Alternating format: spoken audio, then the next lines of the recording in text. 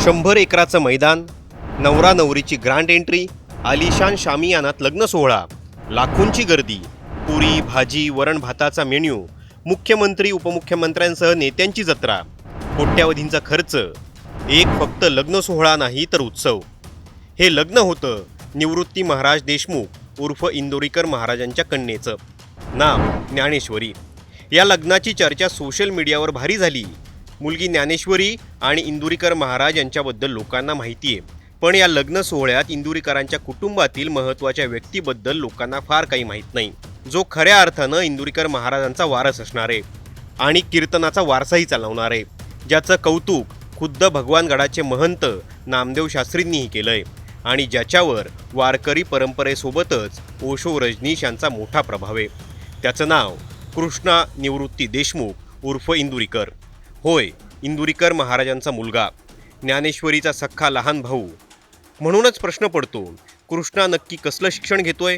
त्याला इंदुरीकर महाराजांच्या कीर्तनाचा वारस का म्हटलं जातंय? भगवानगड, नामदेव शास्त्री आणि कृष्णाचं नातं तरी नक्की काय? ओशो रजनीश यांच्याशी कृष्णाचा संबंध तरी आला कसा? आणि इंदुरीकरांच्या वारसदाराचे विचार वारकरी संप्रदायांच्या विचाराच्या गंगेत काय भर घालणार? हे सगळं सांगण्याचा प्रयत्न आम्ही या व्हिडिओत करतोय. त्यामुळे हा व्हिडिओ शेवटपर्यंत पहा आणि अशाच तुमच्या ज्ञानात भर घालणाऱ्या व्हिडिओसाठी टाइम्स नाऊ मराठीला सबस्क्राईब आणि फॉलो करायला विसरू नका.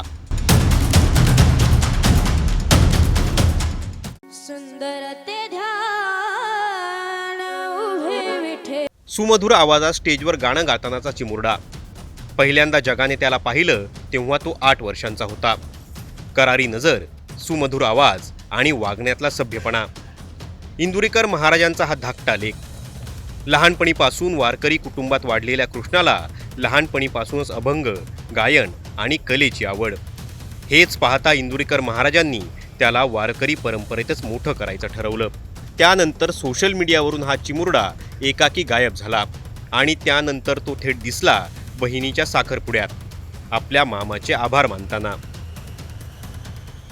आज माझ्या बहिणीचा म्हणजेच ज्ञानेश्वरीचा वांगनिश्चय सोहळा म्हणजे साखरपुडा सोहळा या ठिकाणी संपन्न झालेला आहे. या सोहळ्या यशस्वी होण्यामध्ये मोलाचा वाटा जर कुणाचा असेल तर तो म्हणजे वसंत लॉन्सची सर्व टीम आणि त्याची सर्वा आमचे गोरखशेठ म्हणजेच माझे मामा यांच्या सहकार्याने आणि उत्कृष्ट नियोजनाने या कार्यक्रमाला आणखीच नवी शोभा आली.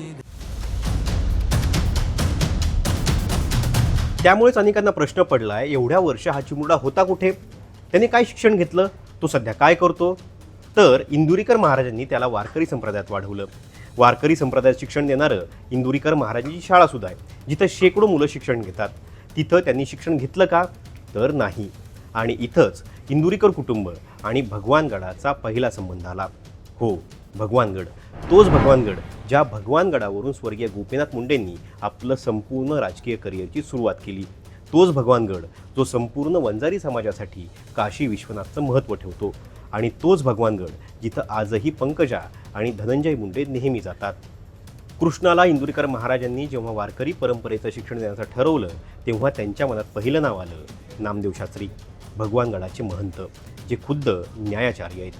त्यामुळे भागवत, वैष्णव परंपरा आणि वारकरी संप्रदाय याबद्दलचं त्यांचं ज्ञान गूढ आहे आणि तेच ज्ञान छोट्या कृष्णाला देण्यासाठी त्यांनी भगवानगडावर धाडण्याचं ठरवलं.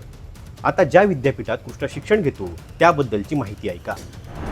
तर भगवानगडावर वारकरी आणि वैष्णव परंपरेचं शिक्षण देणारं ज्ञानेश्वरी विद्यापीठ आहे. 2005 साली भगवानगडाचे महंत नामदेव शास्त्री यांनी या विद्यापीठाची स्थापना केली. या विद्यापीठात किमान 6 वर्षाचं शिक्षण पूर्ण करावं लागतं. या 6 वर्षात पूर्ण वेळ गडावर राहावं लागतं आणि वारकरी संप्रदायाचं शिक्षण घ्यावं लागतं. सुरुवातीची 3 वर्ष बेसिक शिक्षण दिलं जातं, ज्यात नारायण महाराज शास्त्री शिकवतात.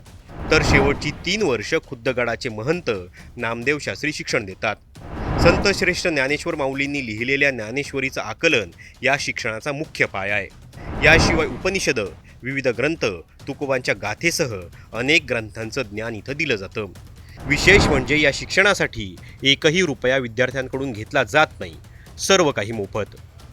हेच नाही, शिक्षणानंतर जर विद्यार्थी जोवर ब्रह्मचारी आहे तोवर त्याचा सर्व खर्च भगवानगडाकडून केला जातो. याशिवाय MPSC करणारे 100 विद्यार्थीही इथं शिक्षण घेतात. 4 वर्षापूर्वी इंदुरीकर महाराजांचा हा मुलगा या विद्यापीठात आला. त्यानंतर त्याचं शिक्षण सुरू झालं. तो आता अंतिम टप्प्यात येऊन पोहोचलाय. खुद्द नामदेव शास्त्रींनी त्याचं कौतुक केलंय. त्यांच्या म्हणण्यानुसार गेली कितीतरी वर्षात त्यांनी इतका हुशार मुलगा पाहिलेला नाही.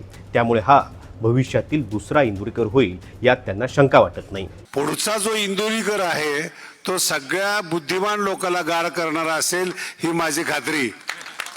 कारण की गडावर शिकायला कृष्णा आहे आणि अतिशय सुंदर अभ्यास करतो. 23 वर्षामध्ये कृष्णासारखा मुलगा आमच्या गडावर आला नाही आणि उत्तम पद्धतीने अभ्यास करून माझ्यानंतर तो ज्ञानेश्वरीची धुरा सांभाळेल. म्हणून इंदुरीकरी महाराज, तुम्ही जे आयुष्यभर कीर्तन केलंय त्याचं पुण्य तुमच्या मुलाला मिळालं आणि तो बुद्धिमान निघाला. आता ही झाली कृष्णा जिथं शिक्षण घेतो त्या शिक्षण संस्थेची माहिती.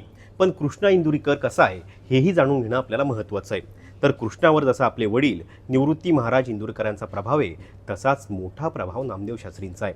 गुरुवर्य म्हणत त्याने आपल्या अनेक सोशल मीडिया स्टेटसमध्ये त्यांची स्टोरी ठेवली आहे. हेच नाही तर कृष्णाचा वाढदिवस साजरा करतानाचा व्हिडिओही त्याने आपल्या व्हिडिओवर टाकला आहे. शिवाय नामदेव शास्त्रींच्या प्रबोधनाचे व्हिडिओही त्याने अपलोड केलेले दिसत आहेत.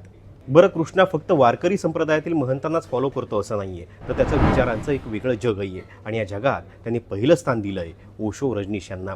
हो, ऐकून थोडंसं वेगळं वाटेल, पण कृष्णावर ओशो रजनीशचा चांगलाच प्रभाव दिसतोय. त्याच्या अनेक स्टोरींमध्ये ओशोची वाक्य, त्याची भाषणं, त्याचे विचार पाहायला मिळतात. याशिवाय ओशोबद्दल बोलणारे आचार्य प्रशांत, विकास दिव्यकीर्ती यांच्याही भाषणाच्या क्लिप इथे पाहायला मिळतात. त्यामुळे कृष्णानं जुने विचार कधीच मागे टाकल्याचं दिसतंय.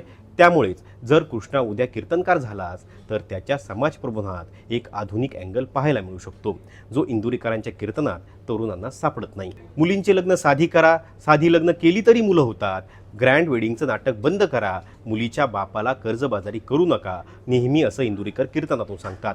मात्र आपल्याच मुलीच्या लग्नावेळी त्यांनी त्यांच्याच वक्तव्यांना तीर्थ सोडल्याची टीका नेटकऱ्यांनी केली.